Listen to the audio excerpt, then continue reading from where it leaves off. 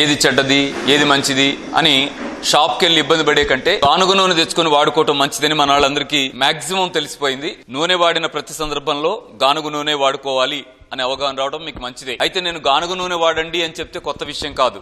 నేను ఒక చిన్న చెప్పాలనుకుంటున్నాను. ఏమిటది? మీరు ఏ నూనెన్నా వాడుకోండి అమ్మా, కానీ ఏదైనా సరే నూనె తక్కువ వాడటం మంచిదని దృష్టిలో పెట్టుకోండి. మీరు గానుగ నూనె వాడుతున్నారా, మిల్లు నూనె వాడుతున్నారా, కంపారిటివ్లీ గానుగ నూనె బెటర్ అనే అంశాన్ని ప్రూవ్ చేస్తున్నప్పటికీ గానుగ నూనె కూడా తక్కువ వాడుకోవడం మంచిది అనేది దృష్టిలో పెట్టుకోండి. గానుగ నూనె కదా అని పోసి వాడద్దు.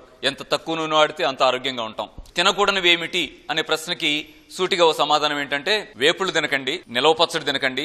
ఎప్పటికీ తినకూడని అంశాలు కొన్ని ఉంటాయి. జబ్బున్న వాళ్ళు ఒక 4 నెలల పాటు మాంసాహారం ముట్టద్దు. మీరు షుగర్ తో ఉన్నా, థైరాయిడ్ తో ఉన్నా, బీపీతో ఉన్నా, గర్భసంచి సమస్యలతో ఉన్నా ఒక 4 నెలలు మాత్రం మాంసాహారం తినకండి. ప్రాసెస్డ్ మాంసాన్ని ముట్టుకోవద్దు. బాయిలర్ కోడిగుడ్డు గాని, బాయిలర్ కోడి మాంసం గాని, జీన్ మాడిఫైడ్ చేప గాని ముట్టుకోవద్దు.